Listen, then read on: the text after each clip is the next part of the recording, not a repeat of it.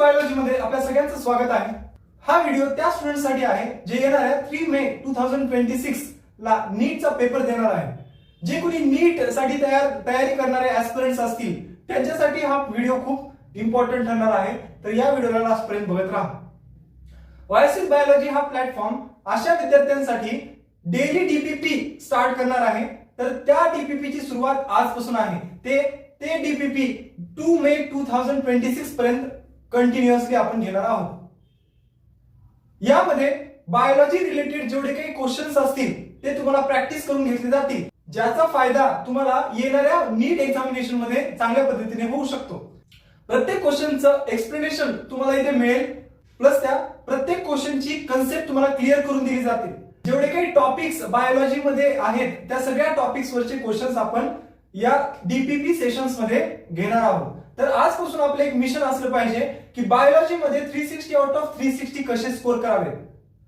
आपल्या विद्यार्थ्यांमध्ये जे कोणी पीसीबी वाले विद्यार्थी असतील त्या विद्यार्थ्यांमध्ये एक भीती असते की फिजिक्स सब्जेक्ट हा मला खूप हार्ड जातो किंवा केमिस्ट्री सब्जेक्ट आम्हाला हार्ड जातो, पण बायोलॉजी आमचा फेवरेट सब्जेक्ट आहे। पीसीबी वाल्यांचं एक वैशिष्ट्यच असतं, त्यांना बायोलॉजी सब्जेक्ट सोपं वाटत असतं, पण तरी देखील या फिजिक्स किंवा केमिस्ट्रीच्या भीतीने त्यांचा नीटचा स्कोर कमी येतो।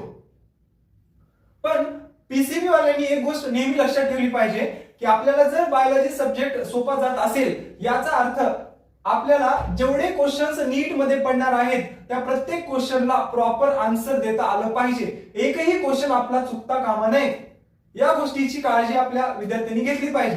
त्यासाठी काय केलं पाहिजे? त्यासाठी त्यांनी डेली क्वेश्चन्स प्रॅक्टिस केले पाहिजेत। आता 3 मे 2026 ची एक्झाम जे कोणते विद्यार्थी देणार असतील त्यांचा रिव्हिजन पण आतापर्यंत कंप्लीट व्हायला पाहिजे। प्लस आता त्यांनी फक्त क्वेश्चन्स प्रॅक्टिस करणं गरजेचं आहे। प्रत्येक क्वेश्चन्स मागची कन्सेप्ट क्लिअर करून घेणं गरजेचं आहे आणि तशाच कन्सेप्ट नुसार त्यांनी येणाऱ्या नीट एक्झामला क्रॅक केलं पाहिजे। त्यामुळं आजपासून आपलं एक मिशन असलं पाहिजे, मिशन 360 आउट ऑफ 360 कसे पडतील ही जबाबदारी आपण स्वतःवर घेऊयात। स्वतः जेवढे क्वेश्चन्स जास्त प्रॅक्टिस करता येतील तेवढे क्वेश्चन्स प्रॅक्टिस करूयात आणि त्यावरून आपण येणाऱ्या एक्झामिनेशनला एकदम स्ट्रॉंगली फेस करूयात। तर चला आजपासून आपण डेली प्रॅक्टिस क्वेश्चन्स स्टार्ट करूयात। जे कोणी स्टुडंट्स नीट साठी प्रिपेअर करणार असतील त्यांच्यापर्यंत हा व्हिडिओ पोहोचवा, जेणेकरून डेली क्वेश्चन्स प्रॅक्टिसमुळे त्यांचा काही ना काही फायदा होऊ शकतो। तर चला आज आपण क्वेश्चन प्रॅक्टिसिंग स्टार्ट करूयात। तर तुमच्या समोर एक स्क्रीन आहे, त्या स्क्रीनवरती तुम्हाला क्वेश्चन दिसेल, त्याचं एक्सप्लेनेशन मी इथे समोर देणार आहे। तर चला आपण क्वेश्चन सॉल्व्हिंग स्टार्ट करूयात। सगळ्यात अगोदर एक गोष्ट सांगतो की आपले जे नीटचे स्टुडंट्स आहेत जेव्हा त्यांनी एक्झामिनेशन मध्ये क्वेश्चन्सला बघतात, क्वेश्चनला बघूनच ते घाबरून जातात। त्यांना असं वाटतं की हा क्वेश्चन आपल्याला सुटणार नाही, तुम्ही डिमोटिवेट होता। पण एक गोष्ट लक्षात ठेवा, जेव्हा आपण एखाद्या क्वेश्चनला बघतो त्याला प्रॉपर स्टडी करतो, स्टडी केल्यानंतर आपल्याला त्याचं अनालिसिस केल्यानंतर त्याचं उत्तर सापडतं, कारण तुम्ही प्रयत्न केल्याशिवाय तुम्हाला आन्सर सापडणारच नाही। त्यामुळे कोणत्याही क्वेश्चनला न बघता पुढे जायचं नाही। तेव्हा प्रत्येक क्वेश्चन हा आपल्यासाठी बनलेला आहे आणि आपल्याला त्या क्वेश्चनला सॉल्व्ह करायचे, अशा मोटिवेशनने त्या क्वेश्चनला वाचायला स्टार्ट करायचं। तर चला आपल्या पहिल्या क्वेश्चनला स्टार्ट करूया। समोर स्क्रीनवरती दिलेला आहे की some human organs like liver, kidney fail to function normally and transplantation is the only remedy to enable the patient to live a normal life. एखाद्या पेशंट मध्ये किडनी, लिव्हर जर खराब झालेला असेल, जर फेल झालेला असेल तर त्यासाठी ट्रान्सप्लांटेशन एक शेवटचा ऑप्शन आहे, जर त्याला नॉर्मल लाईफ जगायची असेल तर। रिझन आहे की tissue matching and blood group matching are essential before undertaking any transplant and patient has to take immunosuppressant thereafter. म्हणजे दिलेल्या क्वेश्चन मध्ये असं विचारलेलं आहे की एखाद्या बॉडी मधला एखादा ऑर्गन जसं की लिव्हर असेल, किडनी असेल, हे जर फेल झाले असतील तर सगळे पर्याय वापरल्यानंतर शेवटी आपण ट्रान्सप्लांटेशनला जातो। ट्रान्सप्लांटेशन हे खरं आहे, आपल्या सगळ्यांना माहिती आहे। आपण जेव्हा आपण अशा काही मेडिकल कंडिशन्स आपल्या अवतीभोवती बघितल्या असतील, कुणी फ्रेंड्स असतील, कुणी नेबर्स असतील, त्यांच्यामध्ये कोणता बॉडीचा ऑर्गन जर फेल झाला तर त्याला ट्रान्सप्लांटेशन हे शेवटचं ऑप्शन असतं। डॉक्टर्स पूर्ण प्रयत्न करतात त्या ऑर्गनला दुरुस्त करण्याचा, पण ते ऑर्गनच फेल झालेला असेल तर transplantation is the only option remain. Okay तर हे काय आहे, आपलं असर्शन आहे. रिझन काय आहे, तर प्रत्येक ट्रान्सप्लांटेशनच्या अगोदर काही टेस्टिंग केली जाते. मग त्याच्यामध्ये ब्लड ग्रुप पाहिला जातो, टिश्यू मॅच होतात का बघितलं जातं. तर अशा काही टेस्टिंग केल्या जातात, ज्या टेस्टिंग वरून आपल्याला समजतं की तो ऑर्गन त्या बॉडीसाठी कम्पॅटिबल आहे का नाही. फॉर एक्झाम्पल टिश्यू मॅचिंग, जर त्या बॉडीच्या, जे पेशंटची बॉडी आहे त्या पेशंटच्या बॉडीने जर त्या ऑर्गनला स्पेसिफिक एका अदर ऑर्गॅनिझम मधून आपण आयसोलेट केलेला तो ऑर्गन आहे, तो ऑर्गन जर त्या पेशंट बॉडीमध्ये फिट करायचा प्रयत्न केला, टिश्यू मॅचिंग झाली पाहिजे. त्यांनी ऍक्सेप्टच केलं नाही तर त्या ऑर्गनला, त्यांनी जर म्हणलं की हे जे ऑर्गन आहे ते फॉरेन बॉडी आहे, तर काय होईल, इम्युनिटी ऍक्टिव्हेट होईल आणि त्या ऑर्गनचे सेल्स डिजनरेट व्हायला चालू होतील. म्हणजे काय, टिश्यू मॅचिंग हे खूप इम्पॉर्टंट आहे. प्लस ज्या ऑर्गॅनिझम पासून आपण ऑर्गन ट्रान्सप्लांटेशन साठी ऑर्गन घेत आहोत त्याची ब्लड ग्रुपिंग या पेशंटच्या ब्लड ग्रुप सोबत मॅच झाली पाहिजे. कारण आपल्याला माहिती आहे ब्लड ग्रुप जर मॅच झाला नाही तर काय होऊ शकतं. त्यामुळं ह्या दोन्ही गोष्टी गरजेच्या आहेत फॉर ट्रान्सप्लांटेशन. त्यामुळे आपण असं म्हणू शकतो की रिझन इज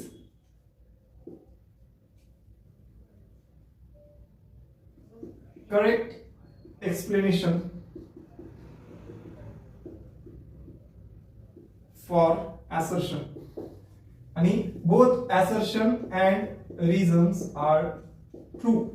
हे तुमचं एक्सप्लेनेशन असलं पाहिजे या क्वेश्चनसाठी. प्रत्येक क्वेश्चन तुमच्या स्क्रीनवरती आल्यानंतर तुम्ही त्या व्हिडिओला पॉज करा, स्वतः क्वेश्चन सॉल्व्ह करण्याचा प्रयत्न करा आणि मी जे आन्सर्स देतोय त्या आन्सर्स सोबत स्वतःचा आन्सर मॅच करण्याचा प्रयत्न करा.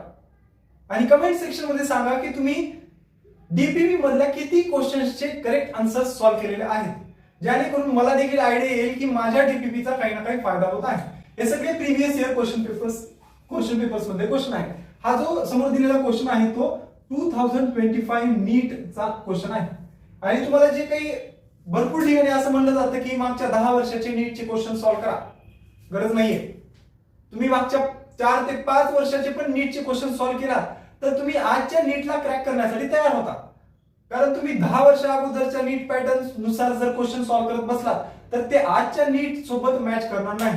त्यामुळे 4 ते 5 वर्षापर्यंतच्या टाइम पिरियडचे क्वेश्चन तुम्ही सॉल्व्ह करू शकता. त्याच्या अगोदरची मला वाटत नाही की गरज आहे म्हणून. त्यामुळे तुम्ही अशा क्वेश्चन्सला बघितल्यानंतर व्हिडिओ पॉज करा, प्लस त्या क्वेश्चनला सॉल्व्ह करण्याचा प्रयत्न करा आणि त्यानंतर माझ्या आन्सर सोबत त्याला मॅच करून बघा.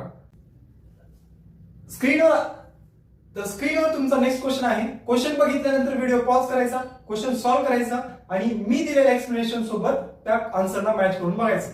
नेक्स्ट क्वेश्चन आहे, as per ABO blood grouping system the blood group of father is B+. फादरचा ब्लड ग्रुप आहे B+. Mother is A+. मदरचा ब्लड ग्रुप आहे A+. And child is O+. चाइल्डचा ब्लड ग्रुप आहे O+. Their respective genotype can be. त्यांचा genotype काय असेल ते सांगा असं म्हणते. बरोबर आहे. आता ऑप्शन्स मध्ये पहिलं ऑप्शन दिलेलं आहे. आता ऑप्शन्स मध्ये शोधा. हे इतका सोपा क्वेश्चन आहे, तुम्हाला विदिन 10 सेकंड आन्सर मिळू शकतं. तुम्ही चारही ऑप्शन्स एकदा व्हिज्युअलाइज करा. कारण आपल्याला माहिती आहे ब्लड ग्रुप जे आहे ते कोणत्या जिनोटाइपने असतं. आता IB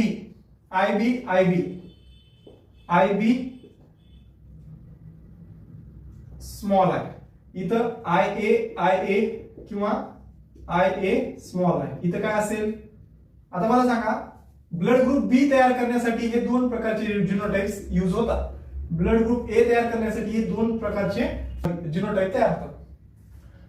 आता जर समजा आपल्याला O+ चाइल्ड पाहिजे असेल तर जिनोटाइप कोणता असला पाहिजे. जर तुम्ही IB किंवा IA वाला जिनोटाइप घेतला तर त्याच्यामध्ये स्मॉल आय येणार नाही ना, कारण O+ म्हणजे दोन्ही जिनोटाइप काय असतील, स्मॉल आय असतील. मग इथे स्मॉल आय नाही ना, एका पॅरेंट कडनं स्मॉल आय आलं पाहिजे, दुसऱ्या पॅरेंट कडून पण स्मॉल आय आलं पाहिजे. त्यामुळं आपल्या पॅरेंट्सचा या हे जे ऑप्शन आहे त्यामध्ये या पॅरेंटचा जिनोटाइप काय असेल, IB small I, IA small I आणि चाइल्डचा काय असेल, स्मॉल आय. म्हणजे काय, या चार ऑप्शन्सला जर तुम्ही बघितलात तर फक्त शेवटचा चाइल्डचा जिनोटाइप तुम्ही स्टडी करा. त्यामध्ये काय दाखवलंय, IA small I small I आणि ऑब्लिक मध्ये स्मॉल आय. त्यामध्ये पहिलं ऑप्शनच एकदम ऍक्युरेट आहे, ज्याच्यामध्ये IB IA आणि स्मॉल आय अशा पद्धतीचा आपला आन्सर असेल. Option A is the right answer. म्हणजे तुमच्या दिलेल्या ऑप्शन्स पैकी फोर्थ ऑप्शन इज राईट. आता नेक्स्ट क्वेश्चन तर एकदम इझी आहे, स्क्रीन समोर तुमच्या दिसत असेल तुम्हाला. नेफ्रॉनचा असा कोणता पार्ट आहे जे वॉटरला इम्परमिएबल आहे, वॉटर इम्परमिएबिलिटी शो करत आहे. त्यासाठी तुम्हाला नेफ्रॉनची एक डायग्राम माहिती पाहिजे. हे बोमन्स कॅप्सूल आहे. या बोमन्स कॅप्सूल मध्ये इथे ग्लोमेरुलस असेल, ऍफरंट आर्टेरियोल, इफरंट आर्टेरियोल, इथून स्टार्ट होईल proximal convoluted tubule, descending limb, ascending limb,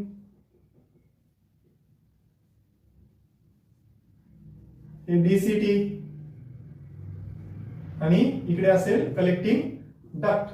आता विचारलेलं आहे की क्वेश्चन मध्ये असं विचारलेलं आहे की नेफ्रॉनचा असा कोणता रिजन आहे जे वॉटरसाठी इम्परमिएबल आहे. त्यामध्ये आपण बघतो वॉटरसाठी परमिएबल रिजन कोणता आहे ते अगोदर आपण बघूया. तर वॉटरसाठी परमिएबल वाला जो रिजन असेल तो कोणता असेल, descending limb of loop of Henle. हा लूप ऑफ हेनलेचा रिजन आहे. या लूप ऑफ हेनले मधला हा डिसेंडिंग लिम्ब जो आहे तो कसा असेल, वॉटरसाठी परमिएबल असेल. का? कारण याच्याकडे एक प्रोटीन आहे, तर आपण ऍक्वापोरिन प्रोटीन म्हणतो.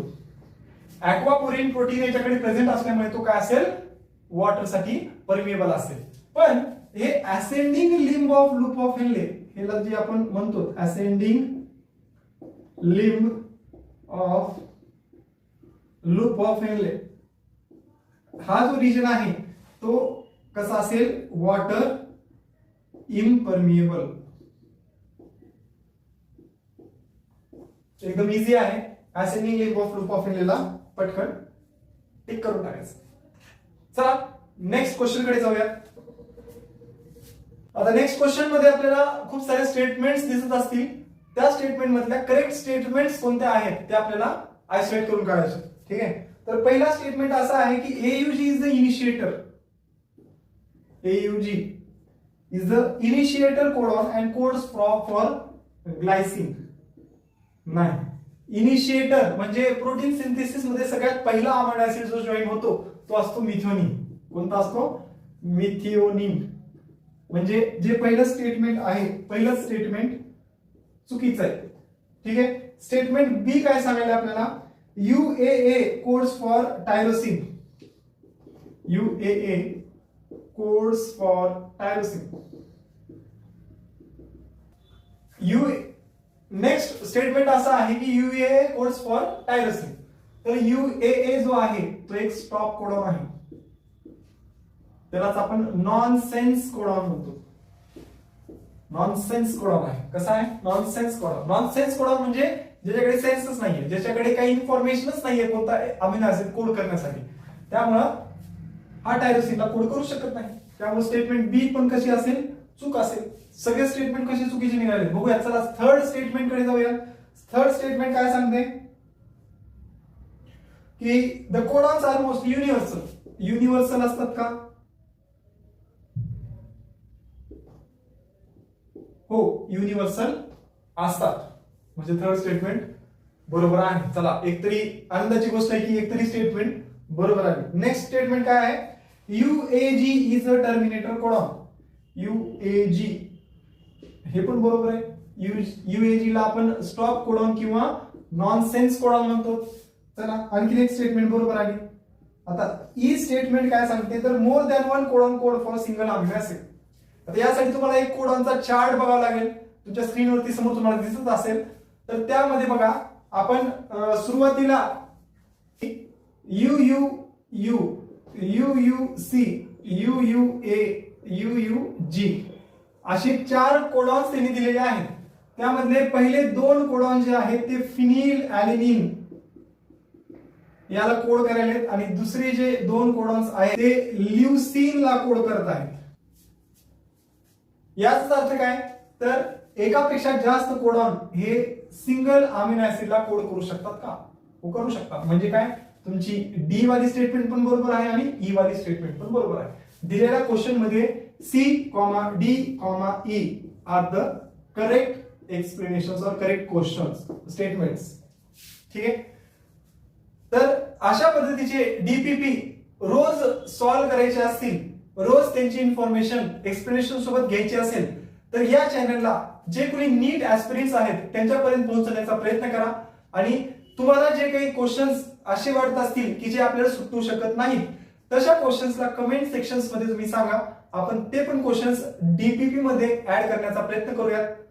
All the best. रोज स्टडी करा, रोज कन्सेप्ट क्लिअर करून घ्या. ओएसिस बायोलॉजी तुमच्यासाठी संपूर्णपणे अवेलेबल आहे. थँक्यू.